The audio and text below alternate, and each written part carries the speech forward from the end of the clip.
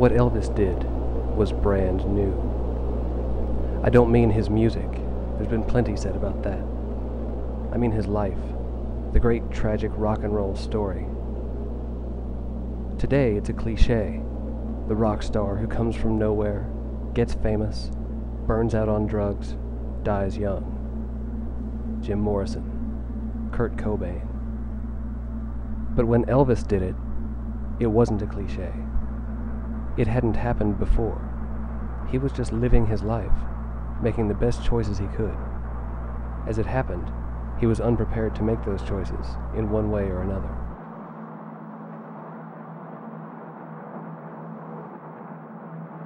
Youth culture was new then. Before all this, one's youth was seen as an apprenticeship for adulthood. The early rock bands wore suits on stage, because if you wanted respect, you had to look like a grown-up. There was a uniform. When youth culture blew up in everyone's face, being young suddenly became a distinct phase of life. The ripples from Elvis's influence spread and multiplied, and inspired a million teenagers to pick up a guitar and sing Hound Dog in the mirror. And some of those teenagers started bands, and some of those bands got big. And the new music they made was whatever poured out of their confused 19-year-old heads after Elvis had been rolling around in there, grinding rocks into sand for a few years. Some of them invented punk. Some of them invented acid rock. Some of them invented the iPod. When Kiss got up on stage in those crazy outfits, they were the descendants of Elvis and his famous capes. Elvis may not have been consciously aware of all this. There had never been such wild, youth-only fandom before he came along, not even for Paganini, and he may not have been able to assimilate the massive cultural shift that was taking place.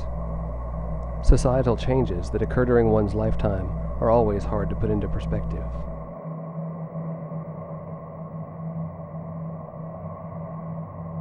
These changes took place as he himself matured.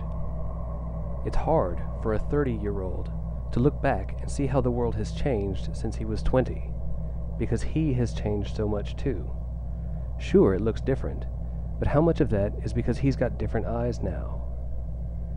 And it must be 1,000 times more difficult when one has gone in that 10 years from being a truck driver in Memphis to a music superstar, Hollywood actor, and honorably discharged veteran. And when the changes are as unprecedented and vast as the gap between youth culture and mainstream culture.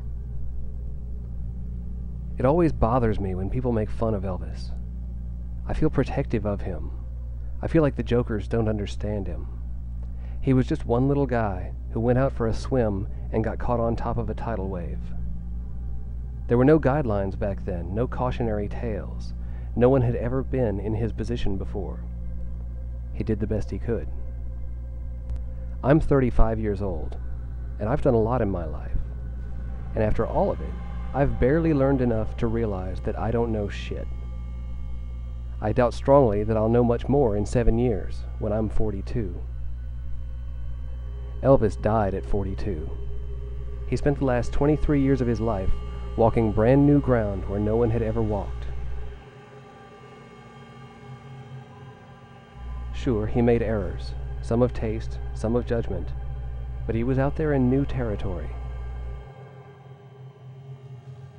He was the singing canary we sent into the coal mine, and when the singing stopped, we learned that it was dangerous in there.